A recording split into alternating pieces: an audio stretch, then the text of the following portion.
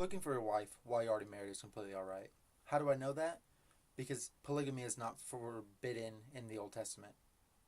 Moreover, if your significant other comes at you and gets angry with you, you should tell them that people used to be stoned to death in the old days for breaking certain laws. Now, of course, both of these statements are absolutely ludicrous, and I hope that none of you would ever say them to a significant other. However, they're great examples of fallacies. My name's Ian, and I'm going to inform you guys about two different fallacies, the first being the faulty analogy fallacy, and the second being the appealing to extremes fallacy.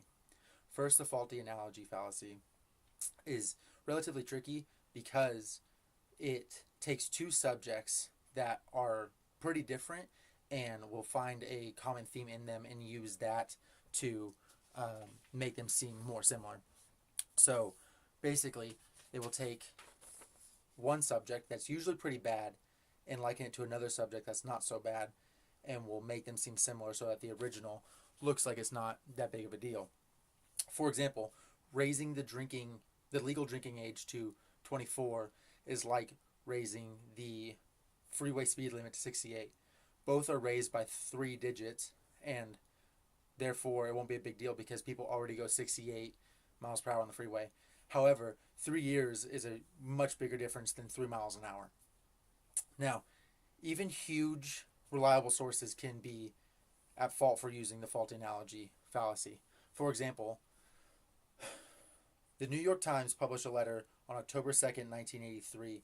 The letter was written by Michael Curtis, a political science professor at Rutgers. Curtis was referring to an article published earlier by the New York Times saying that they had indeed used a faulty analogy fallacy when they were talking about 2 civilian planes that had shot down. However, one civilian plane wasn't that big a deal and another one was. Curtis claimed that it drew incorrect conclusions from what appears to be 2 similar incidents when they were indeed not. This is exactly what the faulty analogy is. Second is the appealing to extremes fallacy.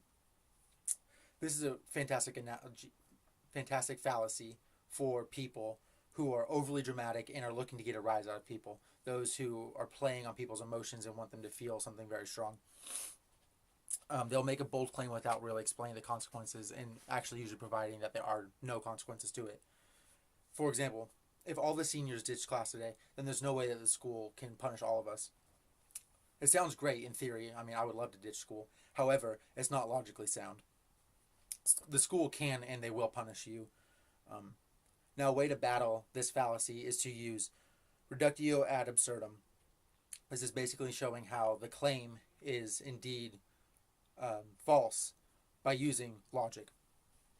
Now, Nicholas Rescher from the Internet Encyclopedia of Philosophy states that reductio ad absurdum is a style of reasoning that has been employed throughout the history of mathematics and philosophy. Ditching school for a day sounds nice, but people don't really think about the consequences when it comes to that.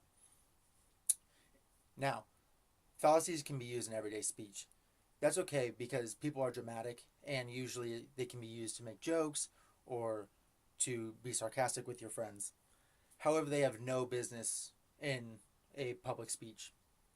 Being a public speaker, our main duty is to inform the general public while being as ethical as possible. Thank you.